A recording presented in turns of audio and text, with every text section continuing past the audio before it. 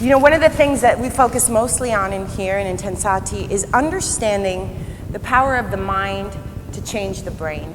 And the brain is the nervous system. And however the brain is wired, and however the brain is sculpted, it becomes our personality.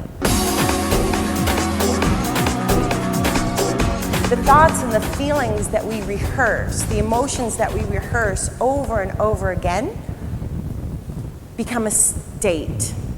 The state, as it's rehearsed over and over again, becomes a trait, a personality trait. Are you following me?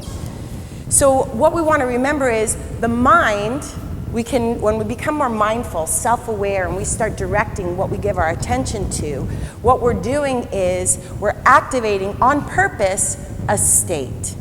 So as we activate intentionally a state, the old states that we've been rehearsing, if you've been feeling a lot of either frustration or sadness or worry or what the main negative trait is, we'll say, then it's you want to start to weaken that. The stronger the myelin is, the faster the thought is, and the harder it is to interrupt it because it comes so fast, it's a reaction. Now your body is telling you what to think instead of you deciding what to think. But every time you interrupt that, every time you weaken that a little bit, it starts to weaken, and then there's a thing in the brain called pruning. Just like when you prune the things off the trees so that it flourishes better, your brain naturally does that. So what we want to remember is we're here. You never want to skip class when you're not feeling good. That is not the time to skip class. If you're feeling great and things are going great and your day is going great, better that time. But never drop the thing that will interrupt your state. Never. You don't have to feel like it to come. When you're not feeling like it is when you should come. So there's a section in this series says, I'm expecting a miracle. Miracles are happening. I am a magnet for success, so I lay my fears to rest. If you know you're a magnet for success, you can lay your fears to rest. If you know you send an email, once you send the email, you know it's getting to your friend. You went to Amazon, you bought the things you wanted to buy, you send the email, you lay your fears to rest. You did it already. You know it's coming.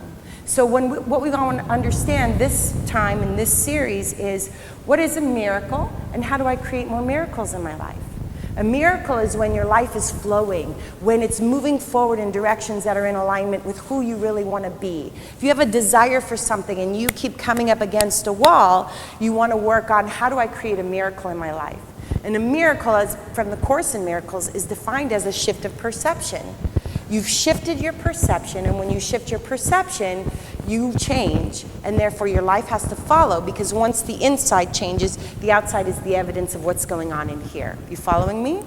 So a miracle, according to the Course in Miracles, can only happen in a state of love. And when we are not in a state of love, we are blocking miracles. So what are the states that block miracles? Fear. Everything, and according to the Course in Miracles, everything is fear.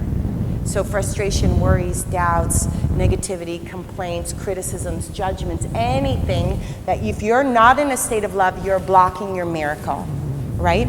So I want you to think about that today, and I want you to think about what happens in the brain, and I want you to use your mind to be the boss of re-sculpting the brain.